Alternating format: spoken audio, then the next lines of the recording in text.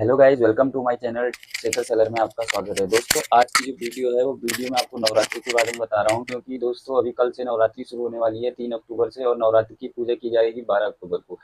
दोस्तों, आज के वीडियो में आपको मैं ये बताऊंगा कि नवरात्रि की पूजा क्यों की जाती है, दुर्गा माता की पूजा क्यों की जाती है, क्या कहानी की मान्यता है, और दुर्गा माता के 9 रूप नौ रूप कौन कौन से हैं, और हर 9 दिन में हर एक अलग अलग रूप की पूजा होती है, और प्रत्येक दिन किस रूप में पूजा की जाती है, वो सब बारे में आपको मैं बताऊंगा। दोस्तों, चैनल दोस्तों आप सभी को नवरात्रि की बहुत बहुत शुभकामनाएं। तो कहानी ये है कि जब दशरथ जी ने रामचंद्र जी को वनवास की आज्ञा दे दी थी, तो उस वक्त जब सीता माता को लेके वनवास में रावण ने सीता जी को हरण कर लिया था, और सीता जी को वापस पाने के लिए राम जी को गंभीर युद्ध करना पड़ा था, जो युद्ध 10 दिन चला।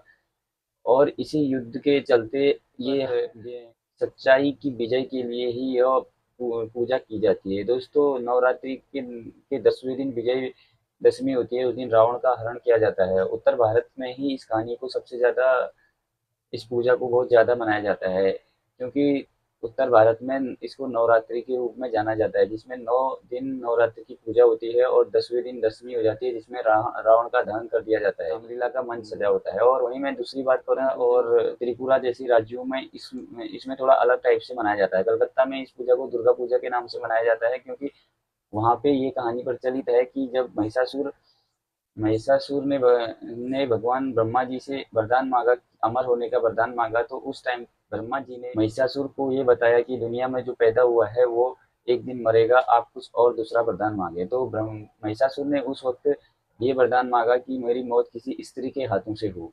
तो ब्रह्मा जी ने उस टाइम उन्हें तथास्तु करके वरदान दे दिया। लेकिन महिषासुर ने पूरा अपनी गलत शक्तियों का इस्तेमाल करने के बाद स्वर्ग में सारे देवी देवताओं को पराजित करके स्वर्ग से भगा दिया। उसके बाद देवता बहुत ही क्रोधित होने के बाद शिव भगवान और ब्रह्मा जी के पास गए।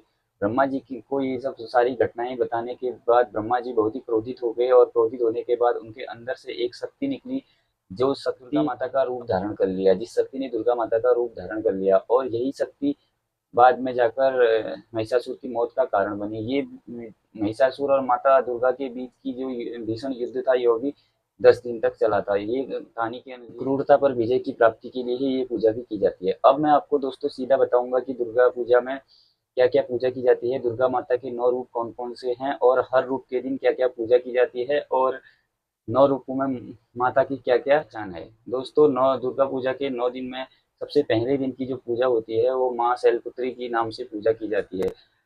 बोला जाता है कि पर्वतराज हिमालय से माता दुर्गा उत्पन्न हुई थी, जिसलिए इसीलिए उसका नाम शैलपुत्री रख दिया गया। शैलपुत्री को लाल चीजें बहुत पसंद है, इसलिए दुर्गा पूजा के पहले दिन जो होती है शैलपुत्री की पूजा की जाती है।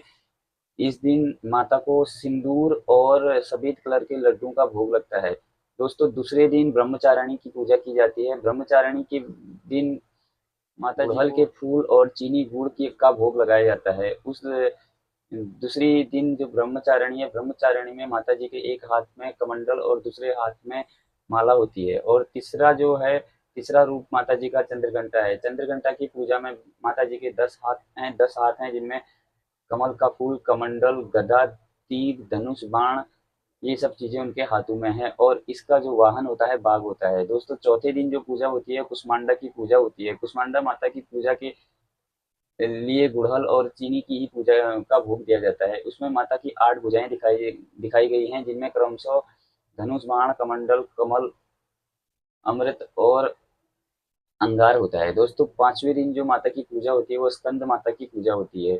छठे दिन जो माता का रूप है वो कल्याणी के रूप में पूजा की जाती है। 7वें दिन जो माता का रूप है वो कालरात्रि के रूप में पूजा की जाती है। 8वें दिन जो माता की पूजा की जाती है दोस्तों, वो महागौरी के नाम से पूजा की जाती है। 9वें दिन जो माता की पूजा की जाती है वो सिद्ध रात्रि के नाम से पूजा की जाती है।